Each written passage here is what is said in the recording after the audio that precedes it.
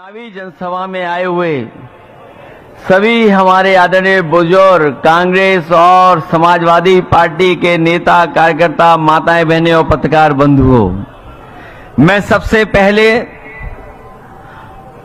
सभी साथियों का बहुत बहुत धन्यवाद और आभार प्रकट करना चाहता हूं। ये जो चुनाव होने जा रहा है, ये बहुत ही विशेष परिस्थितियों में चुनाव है। यहां के जितने भी लोग हमारे आए हुए हैं, समाजवादी साथी, कांग्रेस पार्टी के, पूरे उत्तर प्रदेश के लोग जानते हैं कि इस विधानसभा का जो चुनाव होने जा रहा है वो जबरदस्ती चुनाव कराया जा रहा है। और यहां पर हमें याद है, बहुत सारे साथी समय समय पर कहते थे कि भारतीय जनता पार्टी और कुछ लोग इस कोशिश में है कि चुनाव हो जाए। मैं बात उस समय स्वीकार नहीं कर रहा था, लेकिन जिस तरीके से कार्रवाई सरकार ने की और जिस तरीके से झूठे मुकदमे लगाए गए, उसकी वजह से आज हमें और आपको चुनाव के बीच में जाना पड़ा है। ये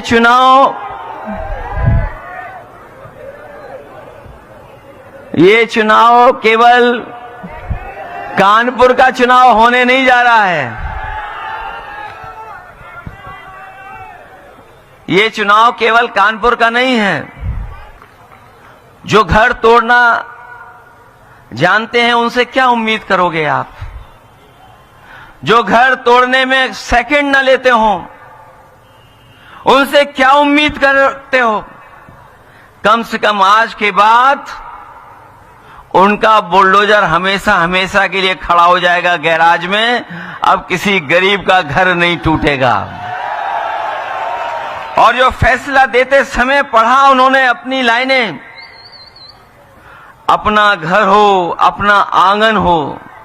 उन्होंने एक व्यक्ति के बारे में लिखा कि अगर जो व्यक्ति अपने जीवन भर में कोशिश करता है कि घर बना ले, उसके लिए जो लाइनें पढ़ी गई कोर्ट में, अपना घर हो, अपना आंगन हो, इस ख्वाब में हर कोई जीता है।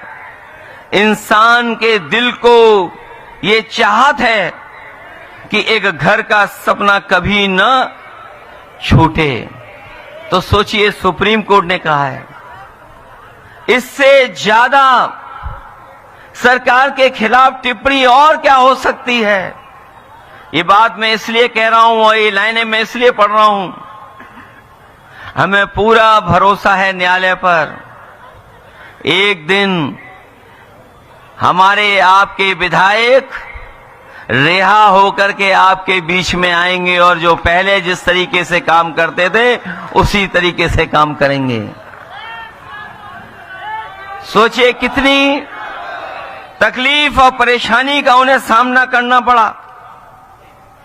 वो जो झूठे मुकदमे लगे जिसकी वजह से जेल जाना पड़ा, और जिन परिस्थितियों में चुनाव हो रहा है, आज उनकी पत्नी जो कभी चुनाव में नहीं निकली बाहर, कभी पब्लिक कार्यक्रमों में नहीं पहुंची, लेकिन सोचो परिस्थितियों ने क्या परिस्थिति पैदा की कि आज समाजवादी पार्टी ने उन्हें अपना प्रत्याशी बना करके इंडिया गठबंधन के सहयोग से आपके बीच में चुनाव लड़ने के लिए पहुंचाया है।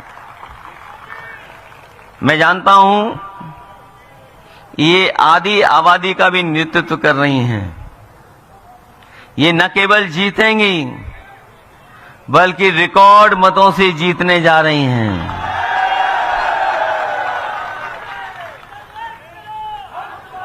इसीलिए आपने देखा होगा, लोग जो बीजेपी वाले हैं वो घबराए और डरे हुए तो है ही हैं, लेकिन जब से उपचुनाव की तारीखें आ गई हैं वो कुछ हिले हुए दिखाई दे रहे हैं। और याद रखना, जो टालेंगे वो चुनाव हारेंगे। और अगर मैं सच्चाई कहूं और प्रतिशत के हिसाब से कहूं तो इस बार भारतीय जनता पार्टी 100% चुनाव हारने जा रही है। और सीटों की गिनती से बोलूंगा तो मैं इस बार 9 की 9 सीटें हारने जा रहे हैं। न केवल हारने जा रहे हैं, बल्कि लोग जो हिले डुले और डरे दिखाई दे रहे हैं, जिस तरीके से फैसले आ रहे हैं, जिस तरीके से महाराष्ट्र से आवाज आ रही है, चुनाव वहां हारेंगे और देखना उत्तर प्रदेश की कुर्सी अपने आप चली जाएगी। कोई कुर्सी को नहीं रोक सकता। इसीलिए चुनाव टाले गए। बताओ, चुनाव टाले गए घबरा करके कि नहीं टाले गए? पहले तो चुनाव उन्होंने अयोध्या वाला टाल दिया। वो नहीं चाहते थे कि दोबारा जनता वहां हरा दे उन्हें, क्योंकि मुख्यमंत्री जी खुद गए वहां पर, और एक बार नहीं गए, 3 बार गए वहां पर। 3 बार गए, अधिकारियों को लगा दिया, तमाम योजनाएं उन्होंने शुरू करा दी जो बंद पड़ी थी। लेकिन जब उनका इंटरनल सर्वे आया कि आप तब भी हार रहे हो, तो उन्होंने चुनाव अयोध्या का भी टाल दिया। इन्हीं के डीजीपी कह रहे हैं जो पहले बने थे। और सोचिए सरकार की सोच कैसी है कि अगर एक इनकाउंटर हो गया, उस पर उंगली उठ गई, तो सरकार कहती है कि अगर ये इनकाउंटर हुआ है, अगर गलत हुआ है, तो इसको बैलेंस करने के लिए एक और इनकाउंटर कर दो। बताओ, सोचो, आप कभी सोचिए जाकर के कि एक इनकाउंटर को बैलेंस करने के लिए दूसरा इनकाउंटर कैसे हो सकता है? ये नकारात्मक लोगों की सरकार है। इनके चेहरे से नकारात्मक भाव दिखाई देता है। इसलिए इस चुनाव में हम आपसे मदद मांगने आए हैं। ये चुनाव कोई सामान्य चुनाव नहीं है। ये चुनाव आपका है, आपका। ये सरकार के लोग चाहते हैं कि समाजवादी लोग हार जाए, लेकिन मैं ये जानता हूं ये सरकार कितनी भी ताकत लगा दे, लेकिन जनता इस बार इनको हरा करके भेजेगी। जनता का चुनाव है, ये जनता जिताएगी। और सोचिए कितना अन्याय हुआ है, जेल भेजने से लेकर के दूसरी जेल भेज देने का। और मैं आपसे कहना चाहता हूं, वो तो कानपुर में ही रखते विधायक जी को, लेकिन क्योंकि मैं मिलने आ गया था विधायक जी से, इसलिए उन्होंने यहां से महाराजगंज भेज दिया। मैं आप सबको कह के जा रहा हूं, उन अधिकारियों को भी कहता हूं कि जिन्होंने ये फैसला लिया है, जब सरकार बदलेगी तो फैसले वैसे ही लिए जाएंगे। जैसा व्यवहार आपका है, वैसा ही व्यवहार हमारा होगा।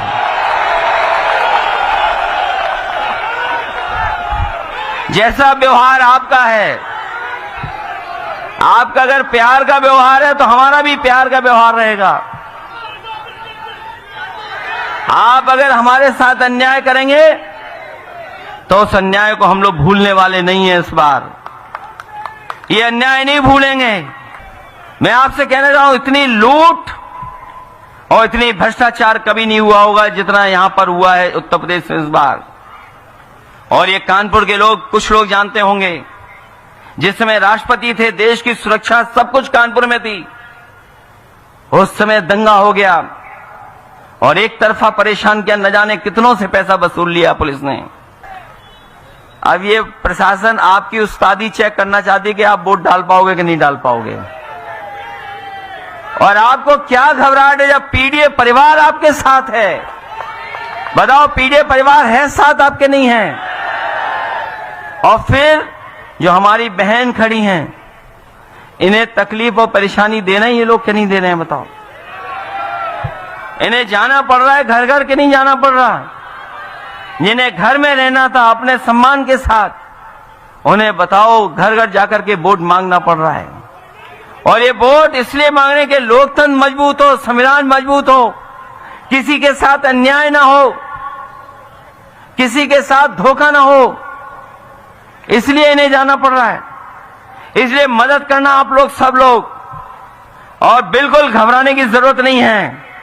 क्यों, समाजवादी लोग घबराने वाले तो नहीं हैं। आपने वो तस्वीर तो देखी होगी, एक बार जेपी नाइसी में मैं जा रहा था जयप्रकाश जी की प्रतिमा पे अनावरण करने, और जब अनावरण के लिए रोका कि आप प्रतिमा पर अनावरण नहीं कर सकते, माला नहीं डाल सकते हैं, तो मैं जाकर के देखा कि गेट है लेकिन गेट बहुत ऊंचा नहीं है।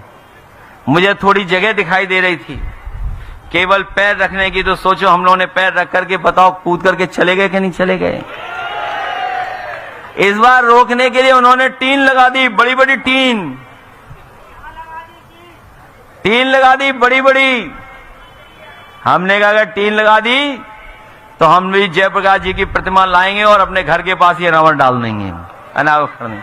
नहीं रोक पाए हम लोगों को, लेकिन अधिकारियों से हमने कहा कि जिस दिन टीन हटाओगे उसी दिन हम डालाएंगे माला।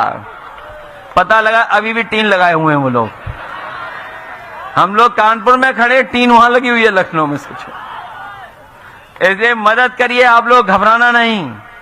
अगर एक बार रोकें तो दोबारा जाना, और दोबारा रोकें तो तिबारा जाना, और 3 बार भी रोकें तो रात तक इंतजार मत करना, जाते रहना।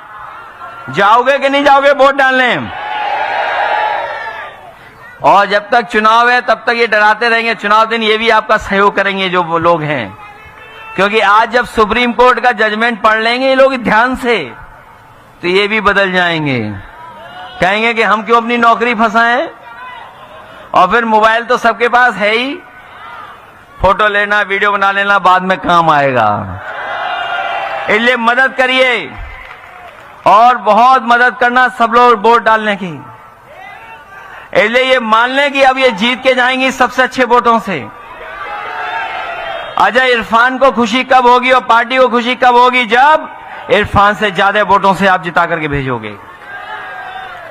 अभी लोकसभा जीते हम लोग, आलोक मिश्रा जी कितने वोटों से जीते थे यहां?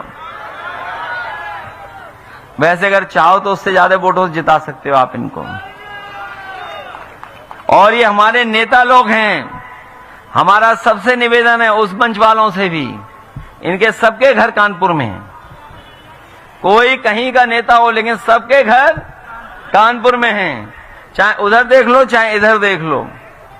हालांकि हम लोग चूक गए दोनों सीटें, हमारे राजा रामपाल भी जीत गए होते, पता नहीं कहां रह गए पीछे, लेकिन ये दोनों सीटें हमारी जीतने वाली थी। लोकसभा में हम लोग किन्हीं परिस्थितियों पे नहीं जीत पाए। लेकिन इस विधानसभा के चुनाव में कोई गलती मत करना आप लोग, कोई गलती मत करना आप लोग। और हम आपको भरोसा दिलाते हैं, आपकी विधानसभा के लोगों को और पूरे कानपुर को भरोसा दिलाते हैं कि जो विकास अभी कभी नहीं हुआ कानपुर में, आप समाजवादियों को जिताओ, कानपुर का विकास हम लोग कर करके कानपुर को भी एक बड़ा शहर बनाने का काम करेंगे। चाहे हमें आपके गंगा एक्सप्रेसवे जोड़ना पड़े जोड़ेंगे, और ट्रांस गंगा सिटी को भी अगर बनाना पड़ा तो बनाएंगे, और मेट्रो अगर उन्नाव तक ले जाना पड़ा तो मेट्रो को उन्नाव तक ले जाने का काम करेंगे। इसलिए मदद करिए सब लोग, मदद करोगे सब लोग। वैसे तो अधिकारी बहुत डरे हुए हैं, इतना डरे हुए आप सोच नहीं सकते, और इसलिए डरे हुए हैं, आपको ज्यादा पता होगा। बताओ जिला अधिकारी के बंगले में क्या मिला खुदा होकर के?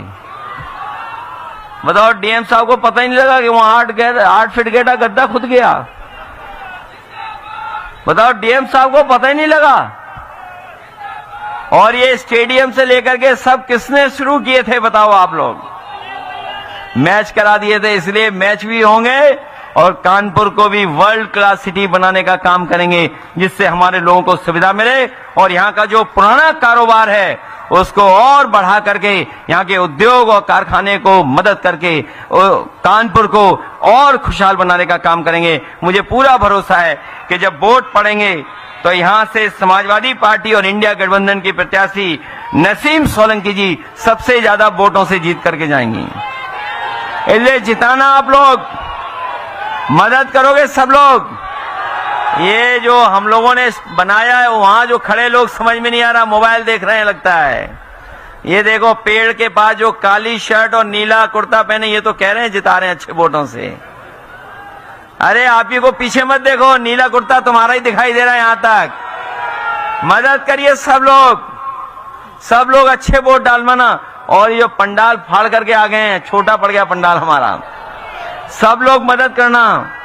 जितनी रैली यहां चल रही है, मैं यहां रैली देख रहा हूं फोटो खिंचवाने वालों की, दाएं हाथ में भी बड़ी रैली है, इसलिए सब लोग मदद करो आप लोग मिलकर के।